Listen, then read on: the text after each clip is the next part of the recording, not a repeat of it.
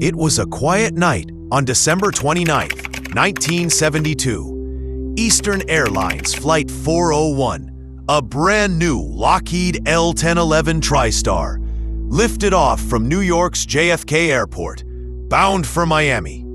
On board were 163 passengers and 13 crew members, led by Captain Robert Loft, First Officer Albert Stockstill, and Flight Engineer Donald Repo. The flight was smooth, uneventful, and perfectly routine, until the very end.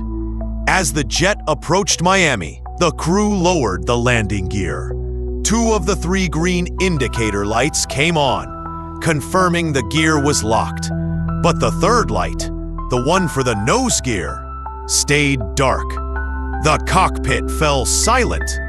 Captain Loft ordered the crew to hold at 2,000 feet and circle while they sorted out the issue. They assumed the bulb was burned out, but they needed to be sure. No one wanted to risk landing with a collapsed nose wheel. They contacted air traffic control and requested a holding pattern over the dark Everglades. The pilots became completely absorbed in fixing that small light. Stockstill tried twisting the bulb. Repo climbed down into the avionics bay, known as the Hell Hole, to manually check the gear position. The 3 men were focused entirely on the tiny problem before them.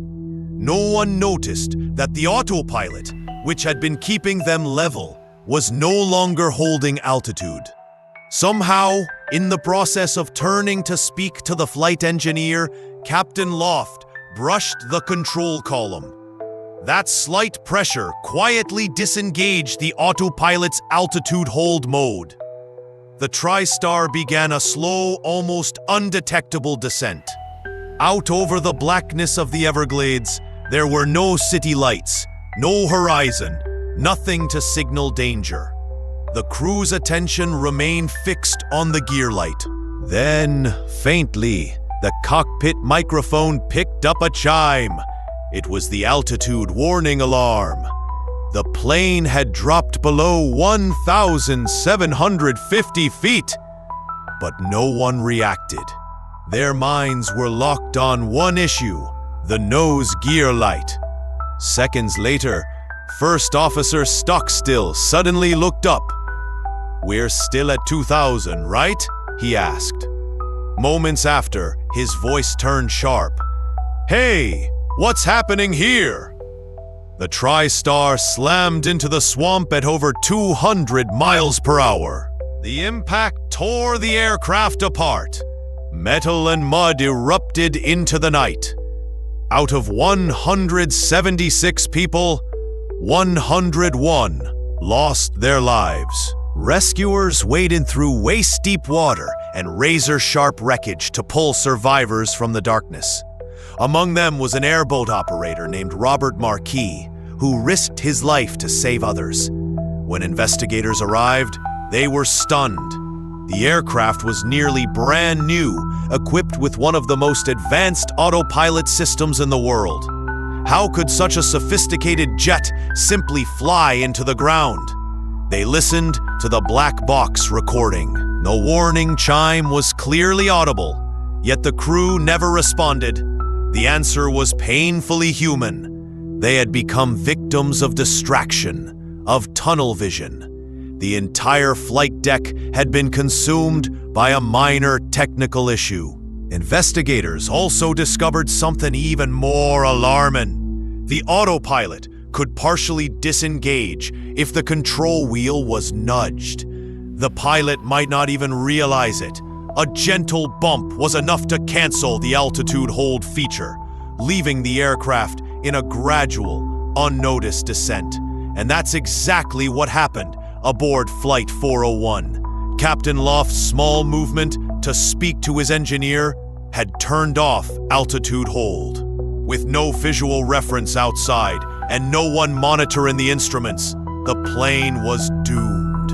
When the nose gear light assembly was recovered, investigators found that the bulb inside was burned out. The landing gear itself was locked and functional, The aircraft could have landed safely in Miami. A $12 light bulb had led to the destruction of a multi-million-dollar aircraft and the loss of 101 lives. The official cause, pilot error. But it was more than that. It was the moment aviation realized how fragile human focus can be. The crash of Eastern Flight 401 would change the way airlines trained their crews forever. NASA and the aviation industry began studying the psychology of cockpit behavior. Why smart, skilled pilots could overlook something so simple. The result was a revolutionary new system, Crew Resource Management, or CRM. CRM taught pilots to communicate clearly, to divide responsibilities, and to question one another when something seemed wrong. No more silent cockpits, no more unchallenged decisions.